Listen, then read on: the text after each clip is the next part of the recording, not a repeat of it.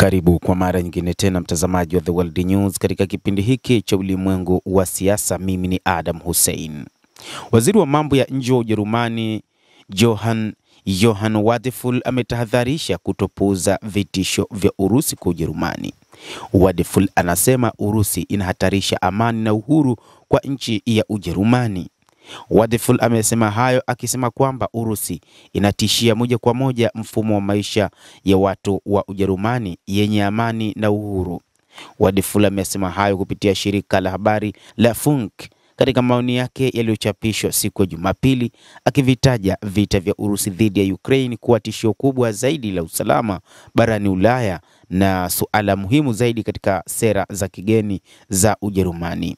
Aidha, waziri huyo wa mambo ya kigeni wa Ujerumani amepongeza maamuzi ya hivi karibuni ya jumuiya ya kujihami ya NATO iliyochukuliwa katika mkutano wa kilele mjini The Hague, Uholanzi, ambapo nchi wanachama zilikubali kuongeza mapato yao ya ulinzi hadi 5% ya pato la ndani la taifa, akitaja hatua hiyo kuwa ni hatua sahihi na muhimu.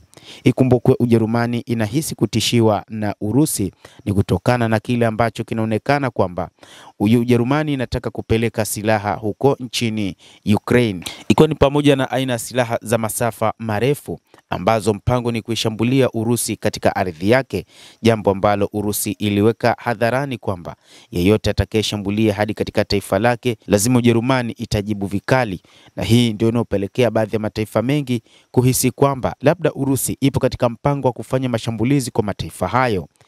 Si Ujerumani pekee, hata Uingereza ilitamka wazi kwamba inapata tishio kutoka kwa Warusi.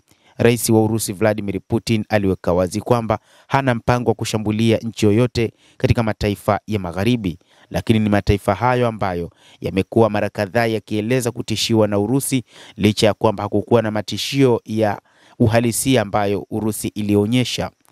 Hata hivyo, inaelezwa kwamba moja kati ya changamoto ambazo mataifa ya Magharibi yamekuwa yakielezea ni pamoja na kuona kwamba katika eneo zima la mashariki mwa Ulaya, Urusi imekuwa ikitishia baadhi ya mataifa, na ni kutokana na kile ilichokianzisha katika mzozo wake huko katika taifa la Ukraine, huku akihisi kwamba ikiwa hawataweza kuidhibiti Urusi baada ya kufanya mashambulizi katika taifa la Ukraine, basi huenda ikageukia katika taifa lingine miongoni mwa mataifa ya Ulaya. Na hii ndio hofu ya mataifa hayo, yakihisi kwamba kuna uwezekano mkubwa mataifa hayo yakaingia katika mzozo na Urusi.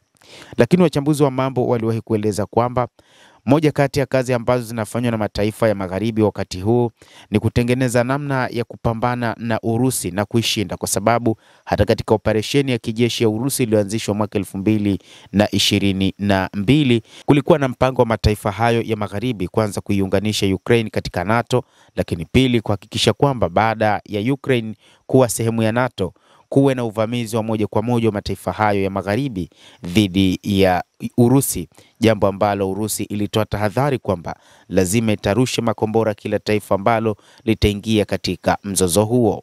Mtazamaji wa The World News, endelea kutufuatilia, lakini ni kusitu usisahau kulike, usisahau kucomment, kadhalika na kusubscribe channel yetu hii. Jina langu ni Adam Hussein. Endelea kuwa nasi wakati wote, endelea kutufuatilia ili uweze kuyafahamu mengi katika ulimwengu.